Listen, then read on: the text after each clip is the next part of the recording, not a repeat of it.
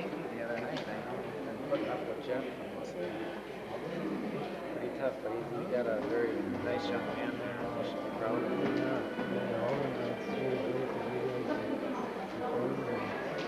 Well, I hope so. I think of him as a friend. So. It is. Well, I want to do it. But I miss every one of these guys. It's almost like we've done a regiment together there.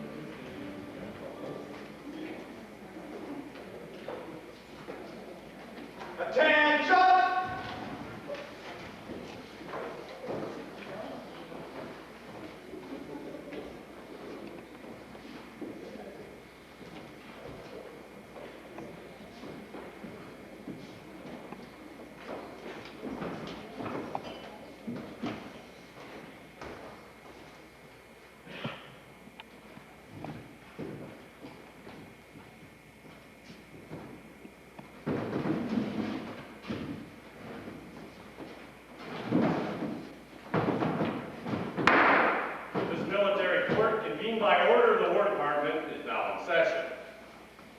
Have all witnesses listed to appear in these proceedings reported to the clerk of the court? All reported, sir, and are on hand.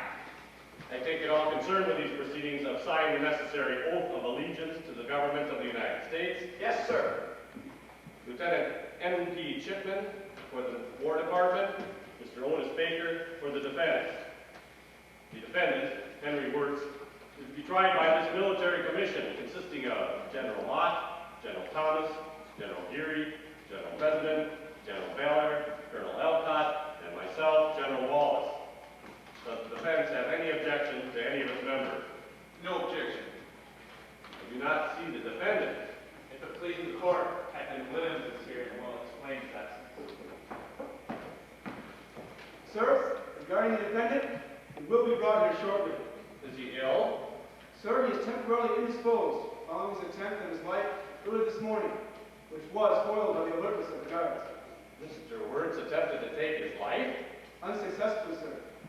Captain, you will explain to the court how such an attempt could have possibly occurred.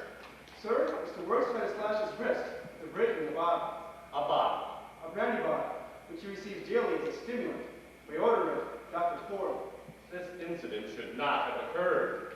You are charged with custody of the prisoner. You will take the necessary steps so that it will not occur shortly? Within a few minutes, and I will... That is all. Yes, sir.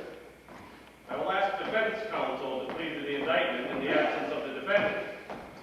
We would prefer, if the court will permit, that Captain Wirtz hear the charges This listed. trial has been postponed several times. The court intends to proceed this morning without further delay. Will counsel plead to the charge? Counsel will plead. The judge advocate is ready. Ready, sir? The indictment will be read.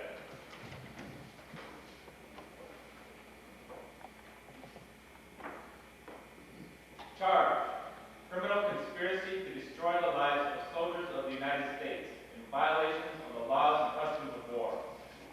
Specification: that Henry Wirtz, who was in charge of the Confederate prison at Andersonville, Georgia, did keep in barbarously close confinement federal soldiers, up to the number of 40,000, some at the shelter against the burning heat of summer and cold winter.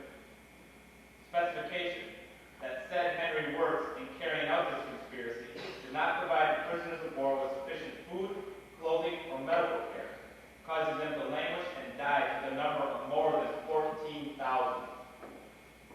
Specification: that he established a line known as the dead line, and that he instructed the prison guards stationed on the walls of the prison stockade to fire upon and kill any prisoner who might pass beyond that dead line. Specification: that he used bloodhounds to hunt down, seize, and mangle escaping prisoners of war. Through these various causes, bringing about the deaths of about 50 federal soldiers, their names unknown. Specification: that through direct order and or by his own hand brought about the murder of 13 prisoners, their names unknown. Mr. Baker, pleading for the defendant, how do you plead to the charge? We interpose a motion that this military court discharge itself as being without proper jurisdiction now that the war is over. This court has jurisdiction under the war powers of the president, which are still in force. It is well known that die-hard rebel officers still refuse to lay down their arms. Officially and in fact, the war continues. Move to deny. Motion is denied. Move to postpone on the grounds that potential witnesses who in more normal times might speak for the defendant refuse to do so now, for fear their motives will be misunderstood as signifying support for the late Confederacy. Mr. Baker's witnesses can in good conscience and loyalty to the government of the United States. They have nothing to fear. The court is aware of the temper of the times. It's only 4 short months since Mr. Lincoln was assassinated. We will leave that name out of this trial, Mr. Baker. Nevertheless, Mr. Lincoln's presence is in this room. His murder is felt in this room, and it swells the charge of murder against the defendant to gigantic For size. which the Southern cause is responsible. Counsel will not use Mr. Lincoln's tragic death to his advantage here. It is my general concern, sir, that the indictment leaves out Captain Wirtz's military superiors, leaving him the sole target of a national mood of vengeance against the South. That will be all, Mr. Baker. Motion denied. You have no further motions. I do. As to the specification alleging the crime of murder and abetting murder against certain persons, move to strike since no persons are named. Counsel cannot, with his motion, dispose of the horror of 14,000 unknown dead dumped into unmarked graves at Andersonville. Better records were kept in bale of cotton. Move to deny. Will the judge advocate tell me where better prison records were kept during the war? The judge advocate owes me some common courtesy here. A man accused of crimes punishable by death is entitled to a proper defense. We know what is defended here. Counsel's political motives are well understood. This exchange will stop. I remind the judge advocate that he's in a court of law and no longer on the battlefield. He behaves as if the horrors of war were not universal, nor at its Andersonville. The government of the United States is not on trial here, Mr. Baker. Remains to be seen. Mr. Baker. Meaning no offense to the court, the remarks stated in full have been remains to be seen by the testimony that will be offered here. I was only referring to what the record will show. The court is not misled. In the future, you will exercise care in your remarks to this court, Mr. Baker. Motion denied.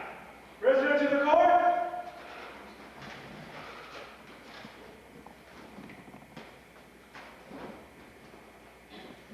Defense counsel has no further motions. I will now order the defendant to plead to the charge.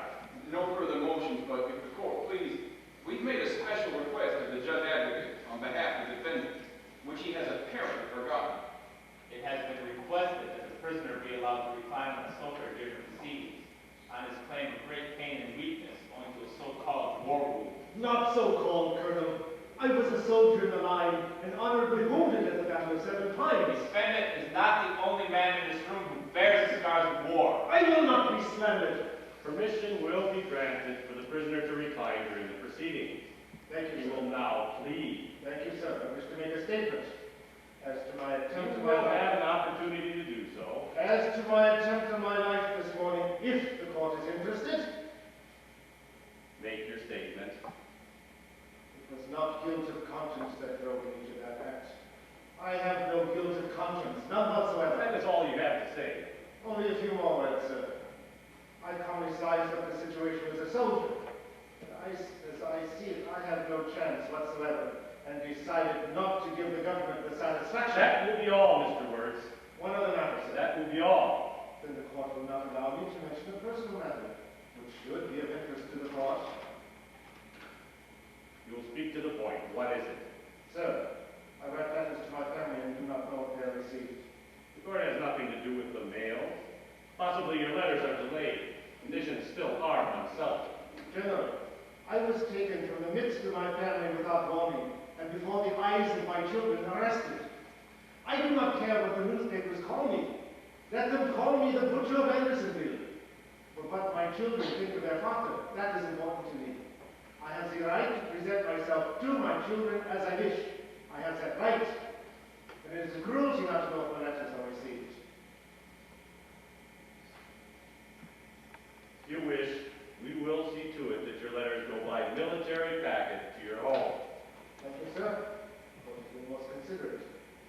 The medical help, the spiritual comfort of a priest allowed to visit me daily in my cell.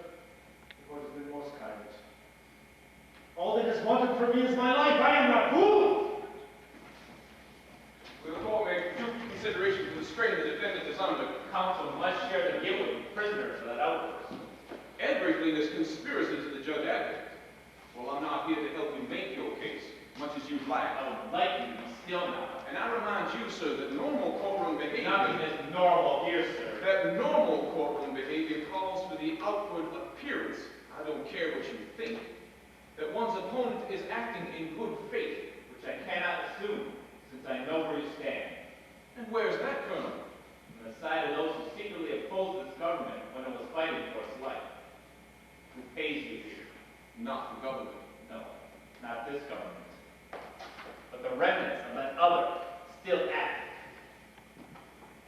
Make a political accusation against a man, and nothing he says will be considered for its own sake. The judge advocate is suspicious of my politics and wants to know who pays me. If the court please, I'll oblige the judge advocate. I'm paid by a committee formed to defend Captain Woods. I'm not involved in this case in the manner that the judge advocate might wish. I take my cases where I find them, subject to one condition. I must feel there's the smallest shade of doubt as to a man's guilt. Regarding my politics, in my home city of Baltimore, a city of divided loyalties, there were some who felt I was an enemy to the Confederacy because I believed that slavery was not worth dying for, it being an unworkable institution destined to extinction anyway. And there were others who suspected me because I was only lukewarm to the glorious future that would follow a northern victory. The colonel might make his own position clearer. I will try to do that, Mr. Baker. I was brought up to believe that slavery was evil. I answered Mr. Lincoln's second call for volunteers because it was natural for me to go to war against the cause of wish to perpetuate human bondage. I am here in the service of the Union to secure justice for those men barbarously murdered by that Southern cause. I am personally involved here, Mr. Baker, if you are not. As a lawyer, or a clerk under orders to process works through to the hangman. As I thought, we can make the bold charge. gentlemen are through. Under military law, we could, of course, dispense with defense counsel. The defendant would not have to be present, and this trial could be held in a small room. The government has seen fit to set it here and before an audience. Conceding the temper of the times and the emotions of all parties involved, we intend to hold this trial within bounds. I do not advise further testing the power of this court to maintain order. Defense counsel has indicated that he has no further motions. I will now order the prisoner to plead to the charge. Prisoner, how do you plead? The defendant enters a plea of not guilty to the charge and all specifications. The judge advocate may summon his first witness. On the general charge of criminal conspiracy, we summon Mr. D.T. Chandler. Mr. D.T. Chandler? Baker, you have all the necessary documents? Yes. The evidence about the northern prisoners I put on parole. You remember how I left them in barracks? I know. You know, but I must try. You swear to tell the truth, nothing but the truth. The real crime I've committed here, Baker, you know what, there is a cause. Well, I chose the losing side.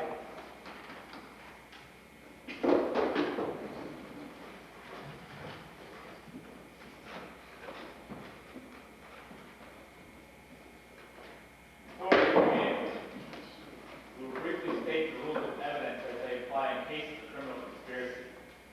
The evidence of a common design to commit a criminal act is sufficient to convict. We shall prove that such a design existed at Andersonville, which the defendant willingly lent himself. Mr. Chandler, how are you employed here in the year of 1864? I served in the Army of the Confederacy under the rank of Lieutenant Colonel. And what was your official duty? I was assigned by the War Office to inspect and report on military prisons maintained by the Confederacy. Did you, in the course of an official assignment, go to the Andersonville military prison, situated in Sumter County, Georgia? Yes, sir. There had been civilian complaints forwarded to Richmond. And how long did you remain at Andersonville? 2 weeks.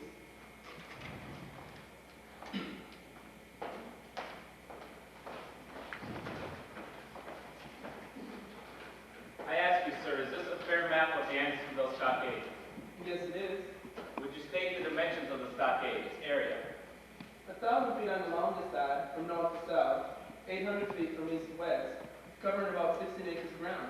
And what was the nature of the terrain? Simply bare ground. Was that the condition of the terrain in advance of it being selected as a site for the camp? No, sir. The tract originally was part of a section of pine woods. And what can you tell us about the climate in this part of Georgia? I refer now to the extremes of temperature, summer heat and winter cold. In July and August, it could be quite hot, times over 100 degrees. Winters, it could be near freezing and rainy. Was this camp laid out with provisions for shelter of any kind? No, sir. This outer stockade wall, describe it, sir. A wall some 15 to 20 feet high, consisting of rough hewn timbers. A platform ran along the top, and at regular intervals were sentry boxes. And this line inside the wall? That would be the line of posts running parallel to the other wall, about 25 feet beside it. It had a name, did it not? The dead line, so called because any prisoner going beyond it could be shot by the guard. And this meandering line? That would be the stream that ran through the camp, entering under the wall on the west and emerging under the east wall of the stockade. Its width and depth? No more than a yard wide, perhaps a foot in depth. The marshy area around the stream. Now that marshy area could be better called a swamp, could it not? Yes, sir, swamp. Of what size? Extending 150 feet on either side of the stream. And having a considerably oozy depth, did it not? Anyone venturing across it would probably sink to his waist. That would be the cookhouse, the burial trenches, the dead house, the main entrance gate. Now, sir, as to the history of this camp, would you state the circumstances under which it was established? By the latter part of 63, our prisoner of war camps were overcrowded. The War Office then decided to create a new camp. And who was responsible for the establishment of this camp? General John H. Winder. Now deceased? Yes, sir. And what was his official function? He was in charge of all military prisons for the Confederacy east of the Mississippi. Now you have said that the tract of land in which the camp was located was originally part of a section of pine woods. The cutting down of every tree that might have provided shade, was Winder responsible for that? Yes, sir.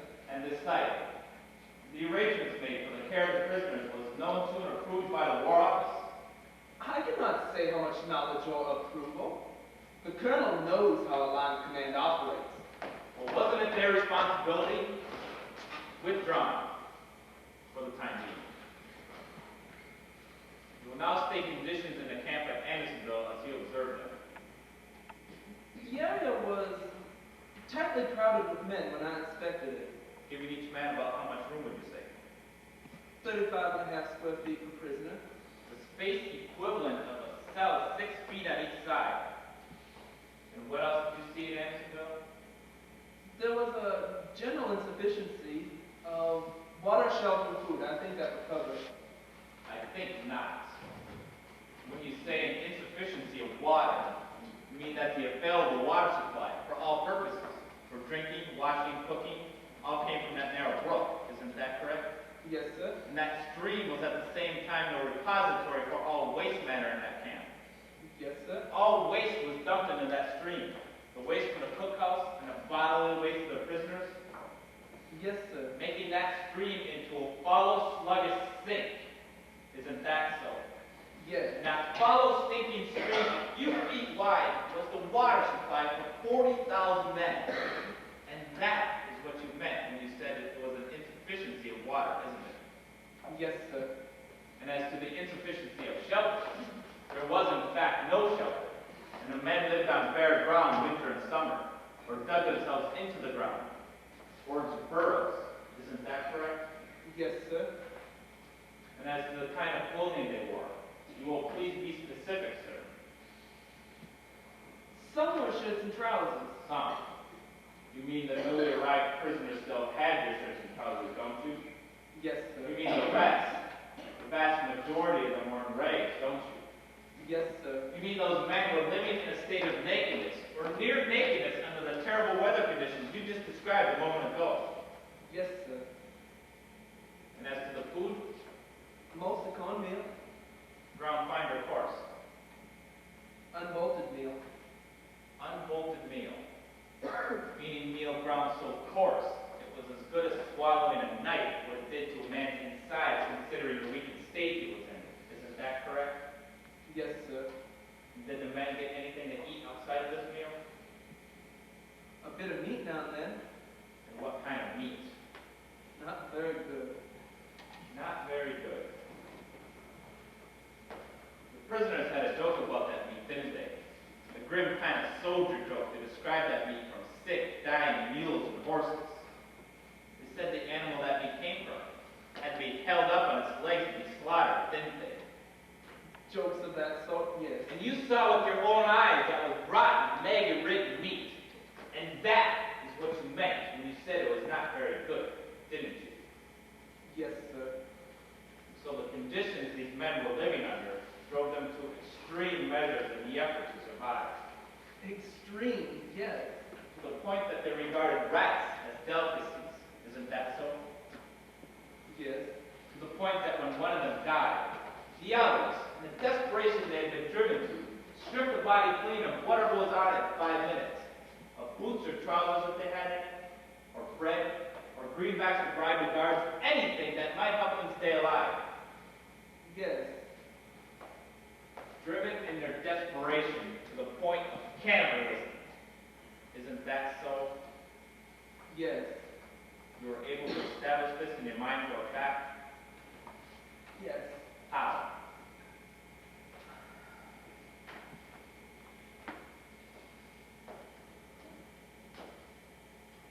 As delicately as you wish, Mr. Chandler. Well, by the conditions of some of the bodies, very rough surgery has been performed. And so in this place, men have been driven to the dispositions of beasts. Yes. if I were now to sum up Andersonville as a pit, an animal pit in which men wallow, the sick, the dying, the insane wallowing among the dead, would I exaggerate the picture of that place? No. Concerning what you saw there, you submitted a report with recommendations to General Winder in the War Office, did you not? I did. This is a copy of that report? That is the report. Offer it evidence.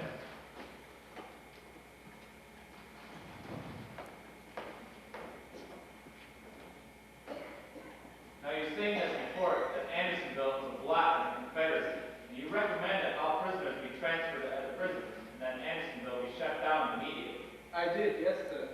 Exhibit 1 from the government. And your report on Andersonville is ignored, disregarded, the condition allowed to continue. Colonel, I am not here to indict the leaders of the cause for which I fought, as plotting the murder of defenseless men. Your report on how Wirtz and Winder were operating that camp was ignored. I told you, I could not endure Andersonville. You people act as though we were better human beings than we were. No, but our cause was. Your report was ignored. Due to the crisis, the bitterness, the disorder with General Sherman marching through Your report was ignored. as your officers would have ignored it, sir, if it had been General Lee marching through Pennsylvania into New York. Mr. Chandler, This situation is difficult for me. nevertheless, you must answer the question. Judge Advocate will repeat the question, and this time you will answer it. Your report on Andersonville was ignored, was it not? Yes, sir. Did General Winder ever express to you his disposition toward those prisoners? When I spoke to General Winder, he had hard and bitter feelings toward them. And how did he express these feelings? He finally said that if half the prisoners had died, there would then be twice as much room for the rest. And those half slated for the grave were well on their way to Andersonville, weren't they?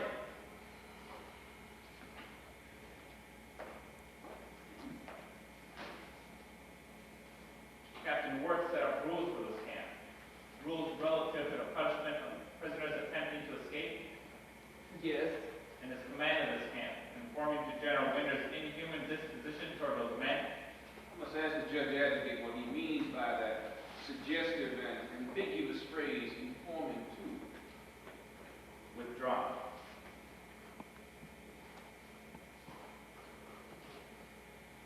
Wirtz's rules for the camp, were they rules violating the customs of war?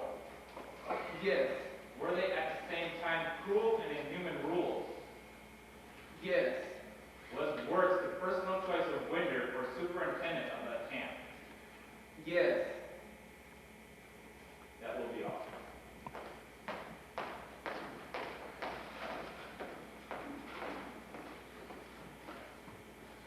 Colonel Chandler, you prepared a second report on Andersonville Prison for the Confederate War Office, did you not? I did, yes, sir. This is a copy of that report? It is. Submitted to the court.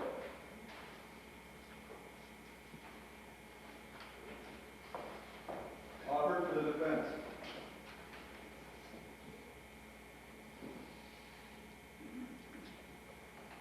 Exhibit 1 for the defense.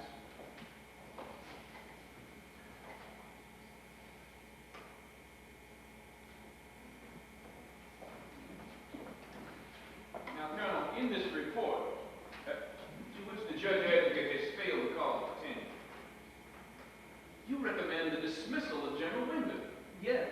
but not Captain Wirtz. No. Why not? When I inspected Andersonville, I saw nothing in Captain Wirtz's conduct of a malignant disposition toward those men that would have justified asking for his dismissal. Now, I also know that you took various prisoners aside, urging them to speak freely of any incident of ill treatment at the hands of Captain Wirtz, and they had no complaints on that score. No, sir. So, in other words, neither you nor the prisoners, who were presumably being subjected to Captain Wirtz's cruel and inhuman treatment, blamed him for, did you? No, sir. Thank you, sir. I have no further questions. Mr. Chandler, very often, as you know, commanders are forewarned of inspection and dress up their command in advance.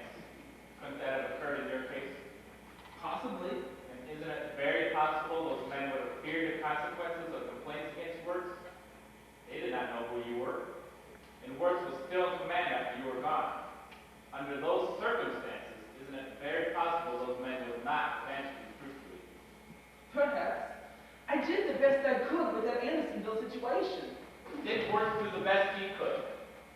Despite Winter's orders, couldn't he have... Well, there are ways. Ways of doing what? Evading the orders of his superior? What's the judge advocate suggesting? Withdrawn.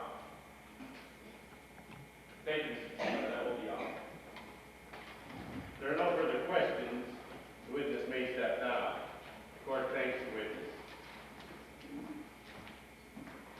Call your next witness, Colonel.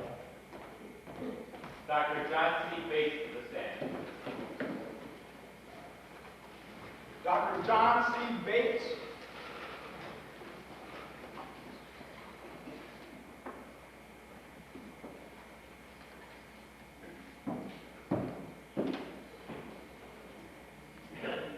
Please place your left hand on the Bible and raise your right arm. You swear to tell the truth, the whole truth, and nothing but the truth.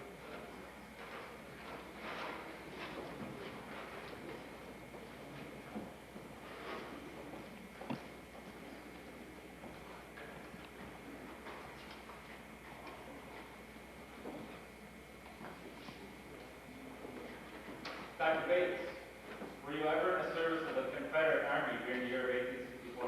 Yes, sir. And were you ever inside the Andersonville stockade? Yes, sir. For about 8 months during '64. In what capacity were you there? As a medical officer assigned there to the camp by the Surgeon General. I can't say I asked for it. I suppose not. Would you describe your activities there as a physician? Writing prescriptions for drugs that were not available, and amputation of limbs due to gangrene. Quite a lot of that. And certifying the dead in my section each morning. Quite a lot of that, too. And at any time during your stay there, did you ever make an estimate as to the rate of death at that place? I did, yes, sir. I had always kept a ledger book when I kept track of my patients in civil life. Farmers, their families, their horses, too. And I decided to keep some sort of record in that camp because I was deeply shocked by that place when I came there. Would you tell the court what your estimate of the death rate was? In the spring months, it averaged 50, 60, 70 men a day. And in spells of extreme heat in the summer, reaching 100 men a day. More in May than in April, and more in June than in May. But in July, August, and September, it reached 3,000 men a month. And what were the principal causes for this high rate of death? The lack of sanitary facilities, the lack of exercise, the anemia of the men from lack of food, rendering them subject to fatal illness from the slightest abrasion or infection, and the lack of medical supplies. Dr. Bates, in your professional opinion, how many of the thousands who died there would have lived if conditions had at least been sanitary? I would estimate 75 to 80%. 10 to 11,000 of those 14,000 men? Yes, sir. Well, can you think of any sanitary measures which have taken or saved lives? A number, yes. And were any suggested to work? Yes, by myself, with perhaps others. And what did he say? He said I was a doctor and didn't understand his difficulties in running a huge camp like that. He was downright incoherent, damned me for a Yankee sympathizer, and cursed me out in English, German, and some other foreign dialect. French, it was French, Dr. Bates. French, huh? For your own good, Mr. Wirtz, keep in mind that your situation here is not amusing. I can't explain it to myself or to the court, but I have this feeling to laugh, hearing how I killed all those poor men. Perhaps the court can explain it. Do not play the clown here. Continue, Colonel. Only one more question. And on that actual humorous occasion, when Wirtz spoke to you, and he complained to you that his job was difficult, did you understand him to mean his job was difficult administratively or difficult humanly?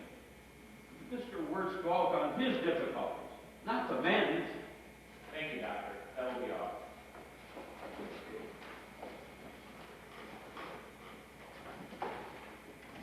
Dr. Bates, you consider yourself a fair-minded man, don't you? I do. The fact that you dislike Captain Wirtz hasn't influenced your testimony here in any way. No, it has not. The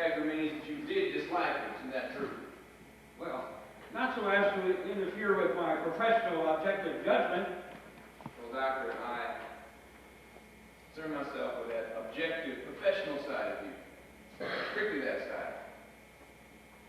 So far as you know, by whose authority was the amount of food per man decided upon? By the Commissary General at Richmond, I believe. And not Captain Works. And by whose authority was the amount and type of medical supplies to the camp decided upon? Surgeon General. And not by Captain Works.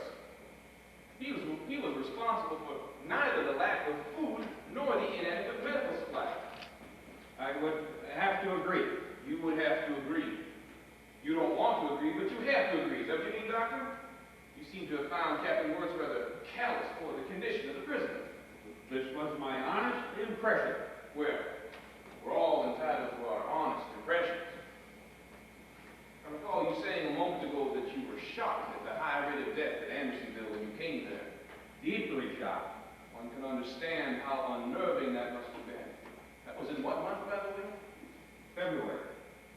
And you had to face that unnerving scene day after day and month after month. It's difficult to imagine how you could do that. Well, I had to steel myself, and gradually the shock of it became endurable. Well, I'm curious, Doctor. How gradually did the feeling of shock lessen? For example, how did you react to the dying by the Jews, shall we say? Not as much. And by September? Far less. So that by September, when, as you say, 3,000 men a month were dying, you were hardly reacting at all. Well, I meant I had grown accustomed. Of course you had. Any human to save their sanity would have to do that. So Captain Wirtz's callousness in that situation wasn't so strange after all, was it? Well, my impression of Mr. Wirtz remains the same despite that. Thank you, Doctor. That'll be all. Dr. Bates, can you recall one single instance in person with Wirtz when he expressed any criticism of his orders or the disposition of his superiors? Objection. I find that a strange question for counsel to the War Department to be asking. Himself a soldier. Is it to be held against Captain Wirtz that he never made a public judgment on the motives of his military superior? The court must agree that Wirtz was not bound to comment on the orders of the superior officers. To please the court, we are concerned here with the frame of mind of a man who is carrying out the superior's inhuman design. We are about to explore his thinking when he obeyed those orders. His thinking when he obeyed those orders. And what was he supposed to do if he did not like those orders? Disobey them? If conscience is the measure by which a soldier obeys or disobeys an order, then one can hardly hold it against those army officers who went over to the Confederacy, since they did so on the grounds of conscience. And on that ground, Robert E. Lee deserves a monument. That will be all, Mr. Baker. I'm sure it was not in the mind of the judge advocate to raise the issue of disobedience to a superior officer.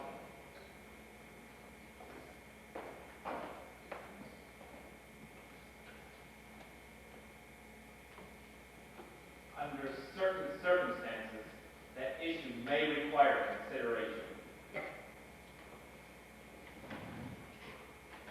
The court is not, of course, suggesting the line of inquiry that the judge advocate is to take here.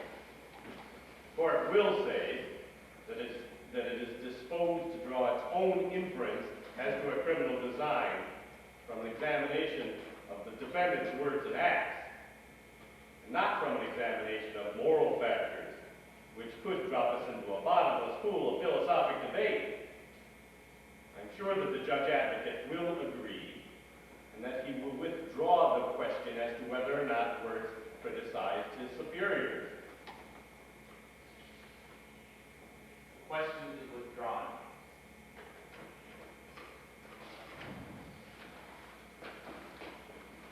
Dr. Bates, you never grew so accustomed to that place as to forget your human obligations to those men, did you? In fact, you made it your daily business to bring in food from the outside to those starving men, didn't you? Of course. And there was, in fact, plenty of food in the region of Andersonville to draw from, if courts had wished. The grain and vegetables yields in the region were considerable, wasn't it? Is Dr. Bates now put forward as qualified to testify on the agricultural situation? Withdrawn. We wish now to change the order of appearance of witnesses. We would at this time like to call a witness who can speak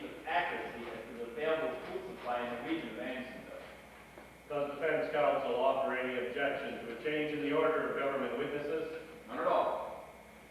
We call your witness. Ambrose Spencer to the stand. You may step down, Dr. Bates. Court date. Ambrose Spencer.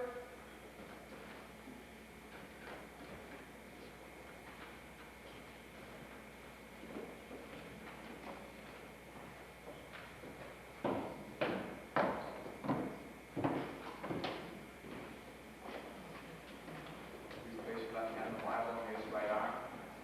You swear to tell the truth, the whole truth, and nothing but the truth? I do.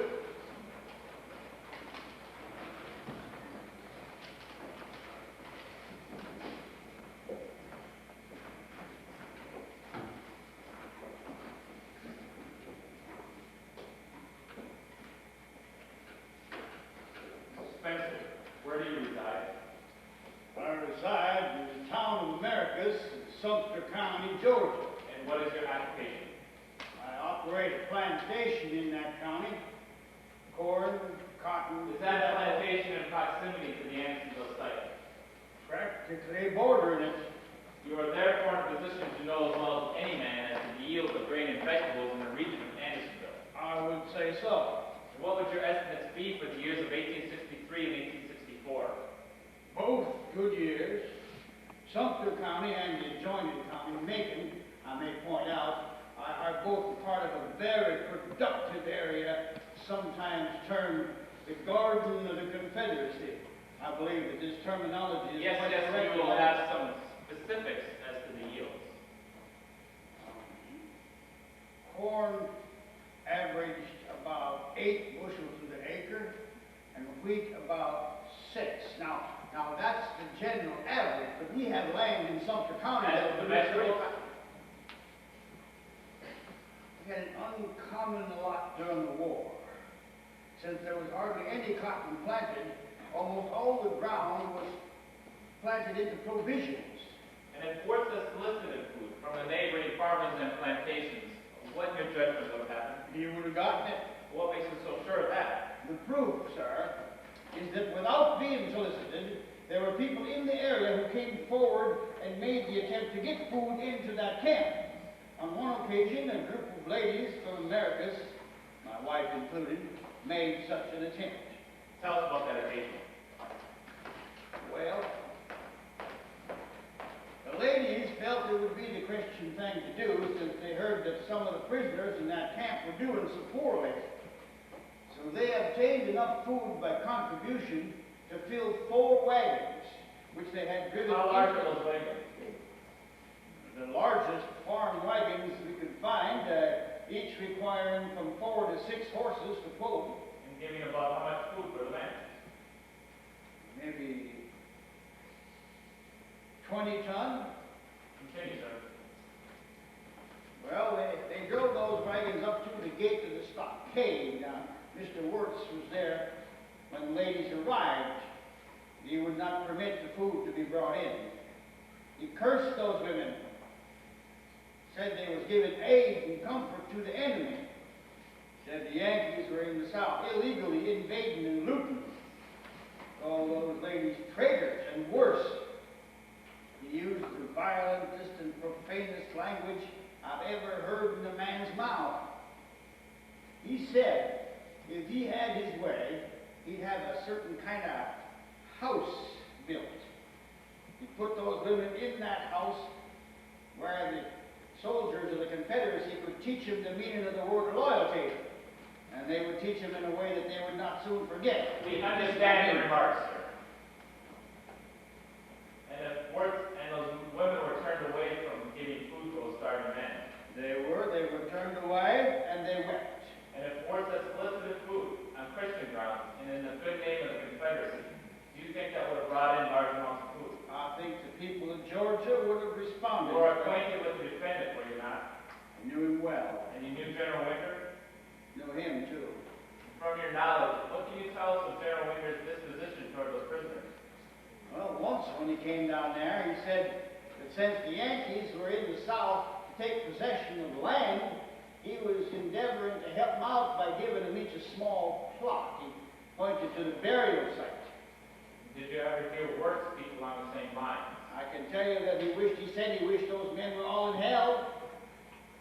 He boasted he was killing more men at Andersonville than Lee was at Richmond. You heard those remarks. Yes, to wipe out those men, that was his scheme. That was my scheme, you say, to wipe out all those men of my hair works. I was a man like other men. You will restrain them. Who will understand it? More than that, I see a sight, and then throw a fight. I say enough. Maybe, Colonel Grant.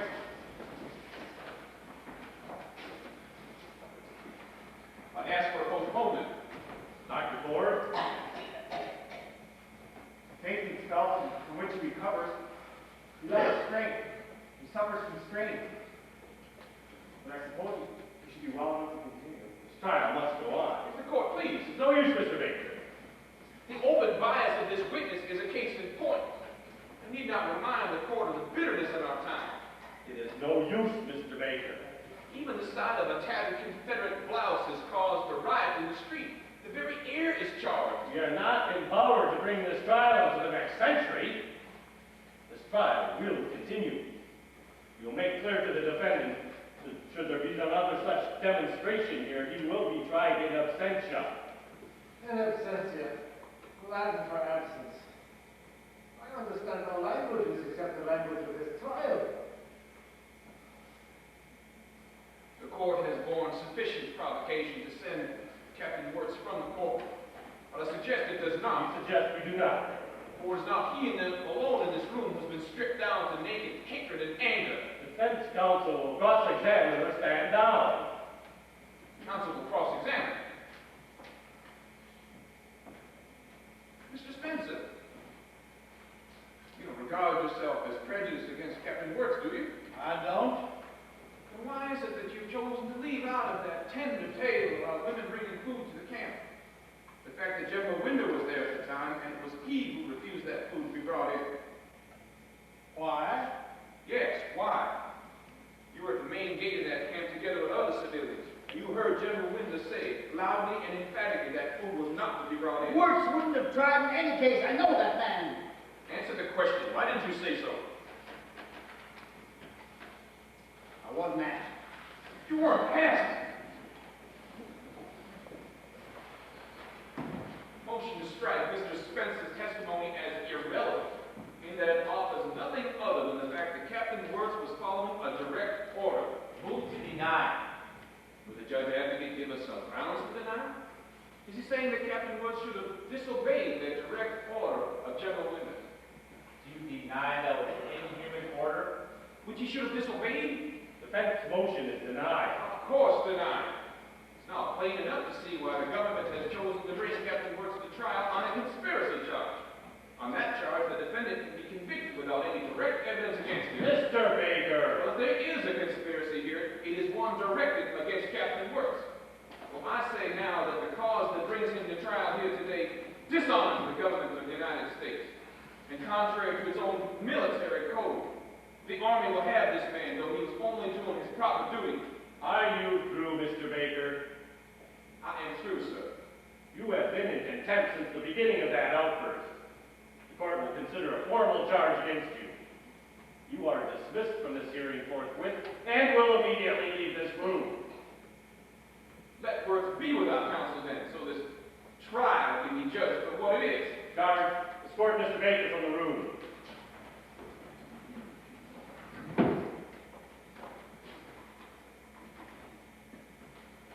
I appeal to court. I will have no counsel. No counsel, then it makes no difference. Respectfully request the court. This court has borne the provocative nature of the defense counsel with the utmost patience. We request that Mr. Baker be allowed to purge himself of contempt if he so wishes. We pray that the magnanimity of this court extend itself so that not even in the wildest misrepresentations of this trial may it be said the defendant is denied counsel of his choice. Mr. Baker, for the single reason that Wirtz may have counsel of his choice, you may now purge yourself of contempt if you so wish. You may do so by recanting those remarks impugning the government and Army of the United States, by apologizing to this court, and by giving us your oath that such outbursts will not occur again.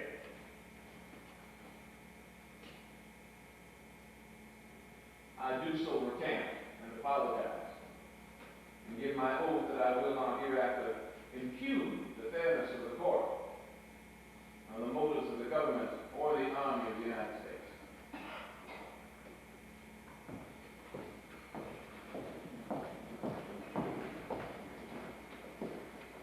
The judge advocate will now, are we through with this witness? Witness may step down. Call your next witness, Colonel.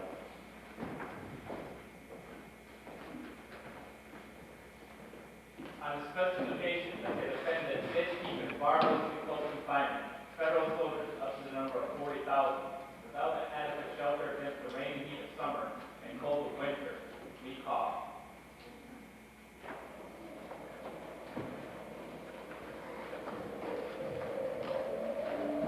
We have shared the incommunicable experience of war.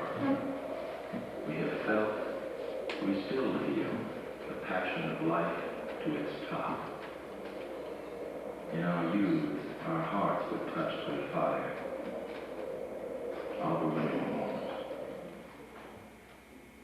Mr. Davidson, Captain Wirtz knew that dogs tore and killed prisoners of war, didn't he? It was commonly known, sir. Knew it and permitted it, as far as you who never took steps to put an end to that practice. Withdrawn.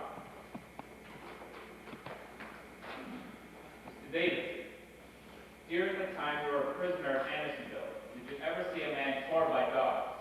And I'm referring to an occasion when Wirtz was present. Yes, sir. Tell me about it. Saw that after coming out of the stockade with another prisoner. We'd gotten maybe 15 miles from camp, and the dogs treat us. The guards ordered us down, and I saw those dogs tear my companion. And Captain Wirtz was there, wasn't he? Captain Wirtz rode up a moment after, yelling, "Get those Yankee bastards!" Begging your pardon. And he was there while those dogs were tearing your companion. Well, they were tearing him, yes, sir. And what was he doing while they tore him? Damning that man to hell. His eyes starting out of his head, like a fit was on him. Can you think of another instance? An instance where Before dogs... we hear the answer, we will ask the judge advocate if, as he stated yesterday, he will conclude his case today. We shall make every effort to The conclude. court does not wish to exclude pertinent testimony, but we have heard a great number of former prisoners from Andersonville testify. We are now trying to establish the attitude of the defendant when he was present on occasions when extreme cruelty was practiced. The court will understand we only call those witnesses we think necessary. Of course. We cannot altogether control the time it takes for thorough examinations of witnesses. Naturally. However, the court does not consider it necessary to hear further testimony corroborating alleged facts many times over. Will the government conclude this afternoon? We shall conclude this afternoon, sir. Continue, Colonel. Now, Mr. Davidson, the question is, did you know of an instance when an escaping prisoner of war was tracked down and actually killed by dogs? And again, I am referring to an instance when Wirtz was present. Did you hear my question, Mr. Davidson? Yes, sir. Well, I don't like to talk about that place, Colonel. state circumstances.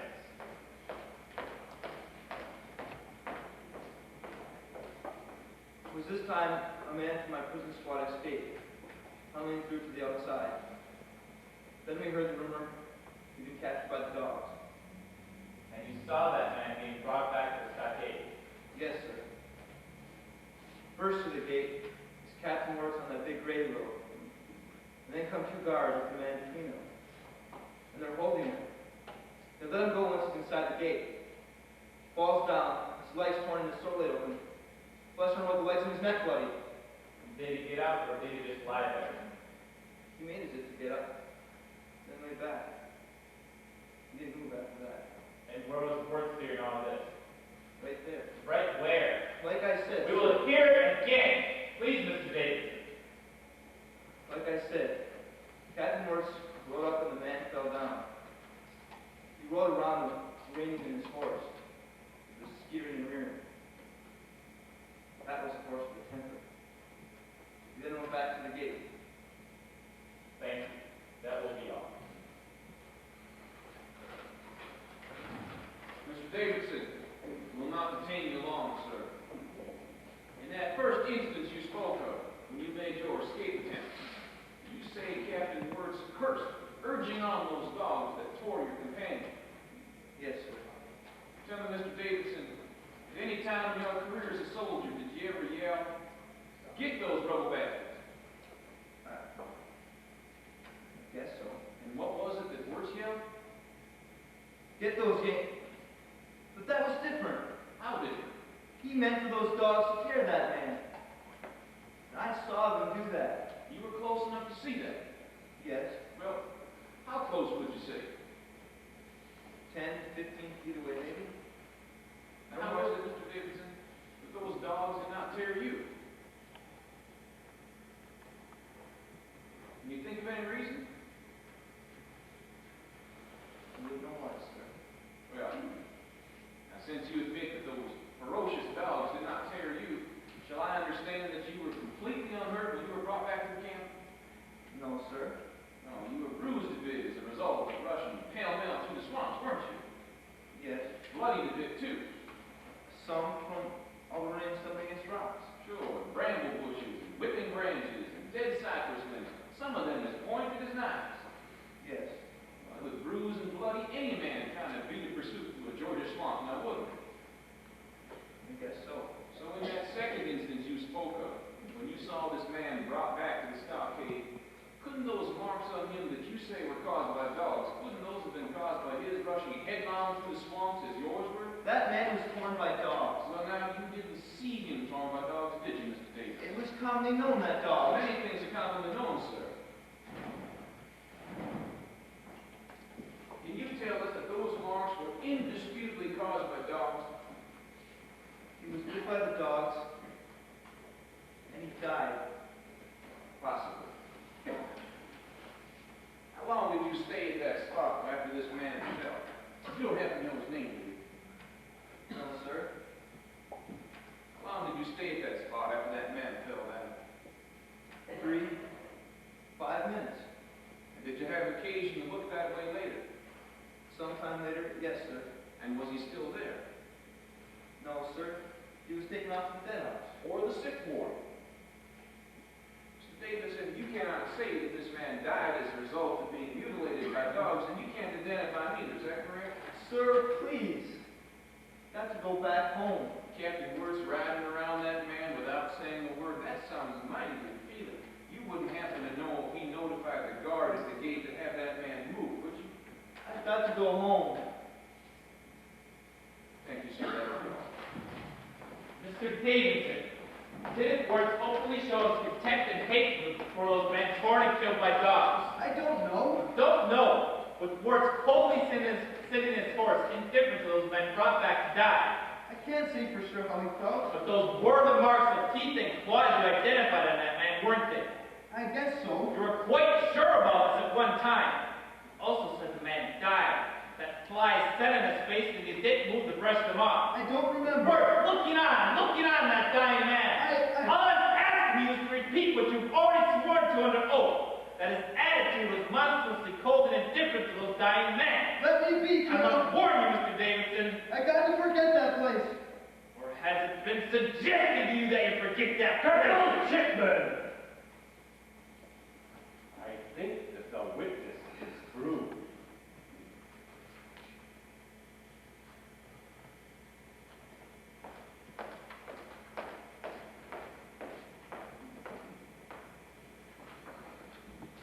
Are you now ill, Mr. Davidson?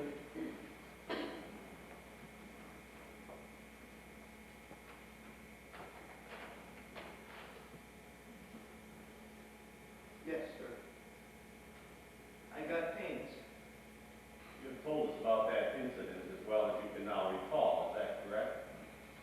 Yes, sir. How old are you, Mr. Davidson? 19, sir. I believe that you said you fought with the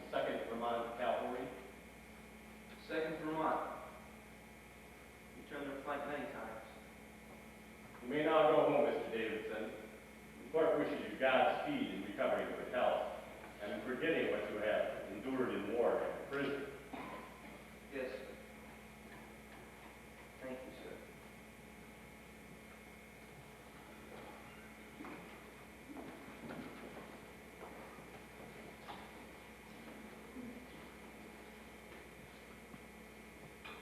It could be those dogs didn't tear me the same reason Daniel wasn't torn in the lion's den. There were many died in that place. Many, many died. I hear those dogs baying at night. Voices cry out, "Help!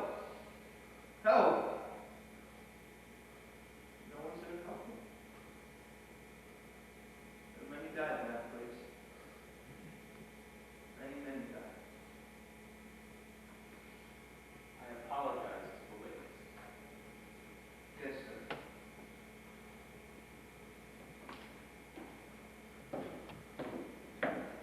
The weather continues hot, and we have been at this trial longer than anticipated. I will ascribe tempers to the heat. Call your next witness, Colonel. Joseph A. Cup to the stand.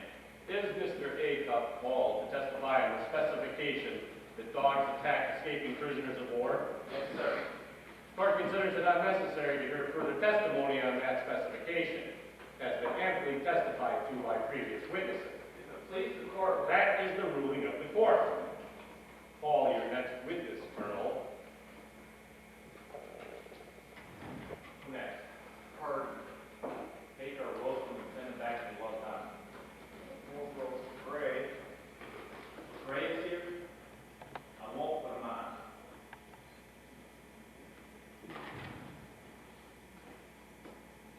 As our final witness on the specification that the defendant caused the death of prisoners by direct order, we call Jasper Culver to the stand. Jasper Culver?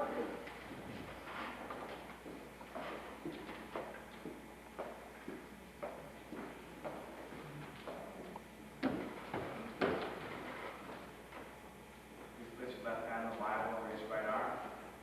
You swear to tell the truth, the whole truth, and nothing but the truth.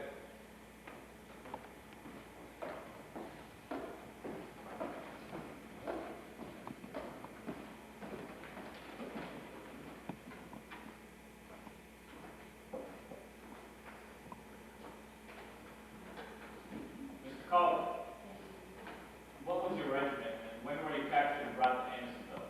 I was connected with the 67th York Infantry and was captured and brought to Andersonville in March of 1864. Did you see a prisoner of war killed inside the stockade? I did. And who killed him? The guard. And did this guard do so on his own or by direct order? He was given a direct order to kill him By whom? by Captain Wirtz And where did this killing take place? at the deadline. Who was the man you saw killed? Well, we called him Chickamauga because he lost a leg in that battle and because he lost his memory there. So we called him by that name, Chickamauga. And why did Chickamauga want to cross that line? He wished to lay down under a pine tree, he said, because a long time ago, well, not that he could remember where, he laid down under a pine tree. I can't remember nothing. Poor Chickamauga, is what he said to the guard. State the circumstances. When did this occur? It was in early fall, I believe. I remember the smell of burning leaves. Continue, sir. I watched Chickamauga go toward the deadline and called for him to stop, but he went on as if not hearing. At the line, Chickamauga shouted to the sentry to let him cross, but the sentry just waved him back. Chickamauga then began to move up and down the line, hopping back and forth on his one leg, begging to be let out of the stockade for 10 minutes. Well, the guard let him stay on the line, but he was getting nervous and told Chickamauga to get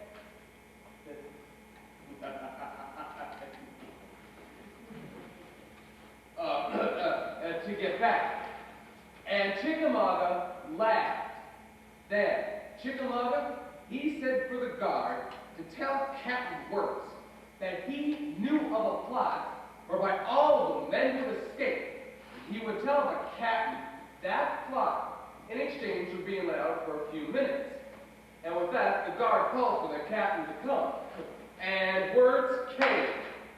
And when Chickamauga saw Wirtz, he made the captain promise to let him rest a few minutes under that pine tree if he tells him that clock. And the captain says he'll do that. Then Chickamauga, he says to Wirtz, I'll tell you that plot to escape. Here it is in a nutshell.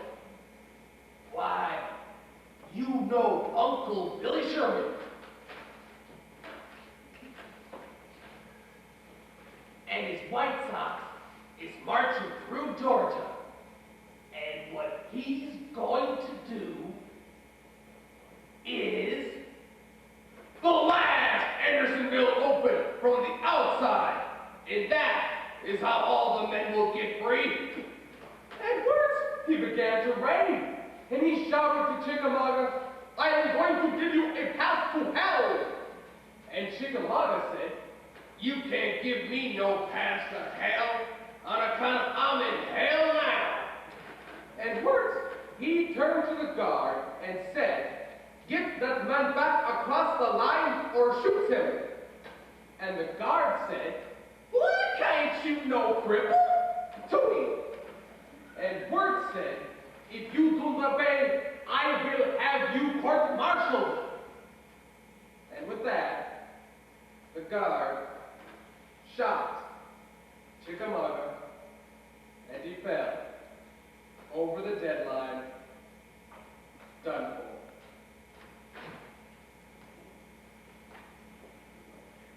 That will be all.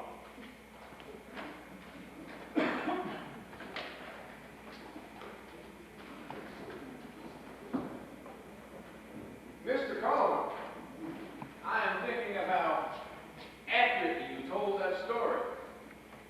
You remember the details, right down to the exact words said back and forth. That sense of detail makes you a most excellent witness. Well, thank you, sir. And I must say it's also characteristic of a good soldier, which I'm sure you were, before Andersonville. Before Andersonville, When you were in the line. in the line, Antietam Bridge, Chancellorsville, Stafford Courthouse. Of course, you must remember those nighttime bivouacs around the campfire, listening to the call of the sentries. Around the fires, hear them call to the dark. All's well! Post 1 to post 2. All's well! That outpost line, that's a line that no soldier dare cross on pain of being shot by the sentry. On pain of being shot by the sentry. And who goes there is the cry. And who goes there? And who goes there? And of course, you can tell us why those lines are set up by commanding officers, Mr. Coleman. As you remember it, sir, by the book. By the book, sir. And that is for the order and safety of the camp. Inside the line, it's inside that stockade at Andersonville. Were there signs posted warning the men not to cross that line? Yeah, I recall some. Well, yes, counsel at work. That story you told about Chickamauga. With all the interest people had in anecdotes about the war these days, I'm sure you've had numerous occasions to tell that story already, haven't you, Mr. Coleman? I have been requested to tell it a number of times. I'll wager you could tell that story 100 times and it would come out the same as it did today. 1,000 times, counsel, and it would come out the same way. And always with great effect, I imagine. Great effect. Yes, sir. It would hardly be as effective if Captain Wirtz were not the villain of the piece now, would it? Well, hardly. Are you trying to make a fool of me, counsel? I'm not lying. No, you're not, Mr. Coleman. Man can't help it. Fables grow in his head. No, he can't. Fables? I don't know what you're talking about. I'm searching for the truth, and I'm hunting through fairy tales of good and evil. Mr. Coleman, you say you heard Captain Wirtz tell the guard, get that man back across the line or shoot him. In fact, didn't Captain Wirtz say, for God's sake, get that man back across the line or you'll have to shoot him? It is frozen into my memory as I have said it. When Chickamauga said, "I'm in hell," didn't Wirtz say to him, "You and I both, as indeed they both were"? I have said it as I remember it. As you need to remember it. Move to strike that specification regarding the deadline, as that line was a proper military line established for the order and safety of the camp. That was not a purely military line. Culver, look at this map. When the stream enters the camp under the west wall, there, what was the water like? Somewhat fast flowing, yes, sir. Was it drinkable? Somewhat drinkable. That man And there, inside the deadline, what was the water like there? not fit to drink, no, sir. It was by that time filthy and clogged with waste matter, driving the men to do what? Tried for a drink near the west wall. And they had to wade waist deep through that swamp to get to that water, didn't they? Waist deep, and further, And when they succeeded in getting to that water, what did the guards do? opened fire on us. Yes. Killing men. Killing and wounding, yes. Yes! Killing and wounding men for a drink of water. And Wirtz knew that and allowed those men to get shot down, didn't he? And counsel calls that a purely military line. Move the denied defense motion as to that deadline, and that it was clearly part of the cold and human design of that camp. Inhuman. Yes. Immoral. Yes, I can explain. Will the judge advocate finally and openly admit his belief that Captain Wirtz had a duty to make a moral and not a military choice? The human choice. This arguing over an irrelevant matter becomes intolerable. Parties are warned. Defense motion denied. Judge Advocate will now state the connection between the moral issue and the charge of conspiracy.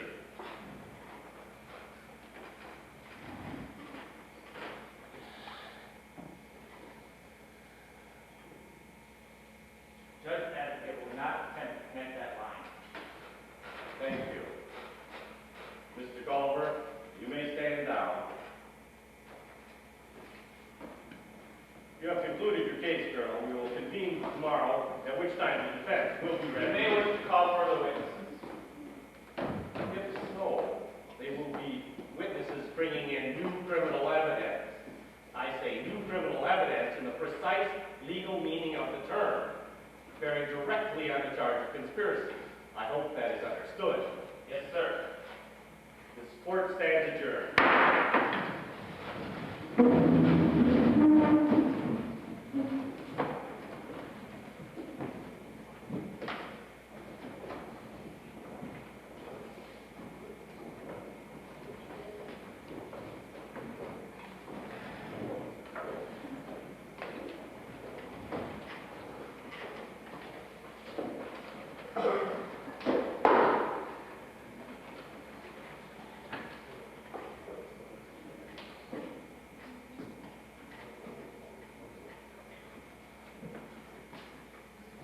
Choices in this world are bitter ones, aren't they, Colonel? On the one hand, to follow your decent instincts, and on the other, tell me something, Colonel, if you can. How does your role in this room differ from Wirtz's at Andersonville, when he too was doing nothing more nor less than carrying out policy? Harry to him. You know in your heart that you condemn him for only following the orders of his superior. You've as much as said so. But this court will have none of that argument. So what do you do then but withdraw? You obey as Wirtz obeyed. Harry to him. Of course, you're governed by purer motives. After all, you're on the verge of a brilliant legal career. You'll come out of this trial the envy of every struggling young lawyer in the country. Successful prosecutor of the one war criminal to be hanged out of this war. Yes, your future's assured, unless you jeopardize it. Shall the government's own counsel this time preach disobedience to orders? Tell me, Colonel, how does it feel to be nothing more than an instrument of policy? Damn. You get as angry as you like. That's the truth of it.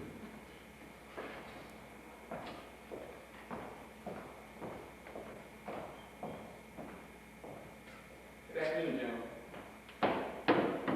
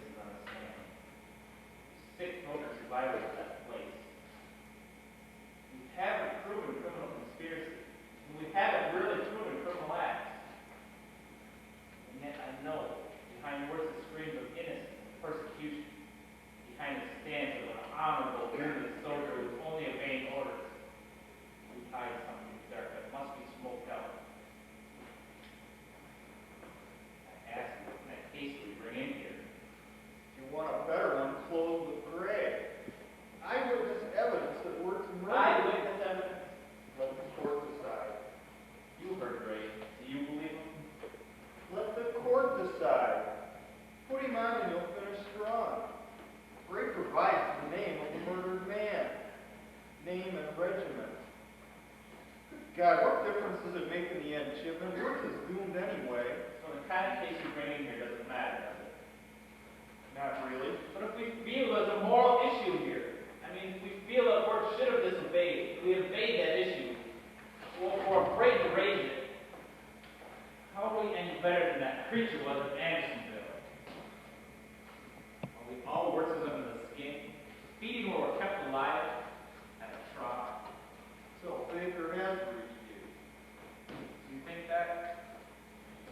Or is it that you raised an issue which has been in this case from the beginning? And if we haven't wanted to face. We don't have to face it. I'll say it again, Worth is doomed no matter how your case looks.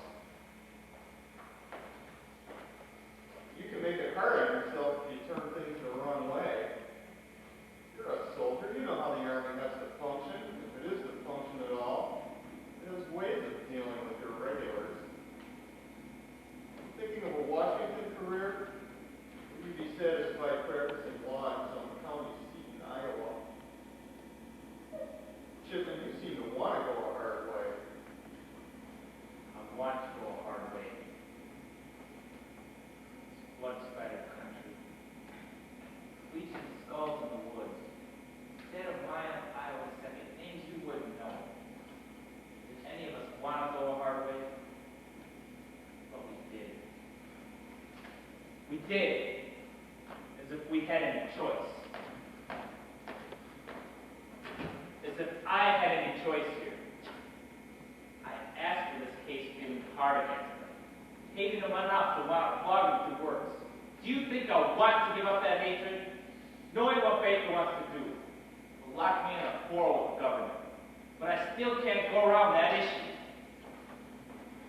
I hate that damn Southern cause. But I still can't go around what Baker says. I'm partisan to my faults, but I still can't go around it.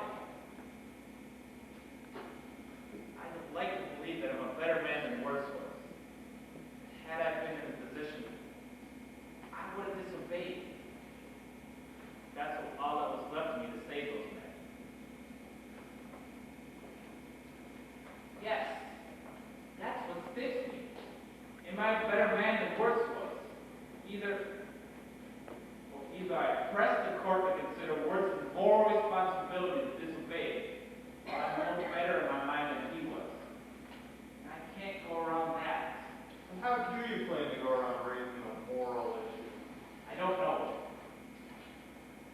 Let Baker put words on the stand. She will. I know that. Put on Gray. You don't have to like him, just put him on. Nail down your case with a strong statement of murder, and you'll have your man, even if it's not in your way.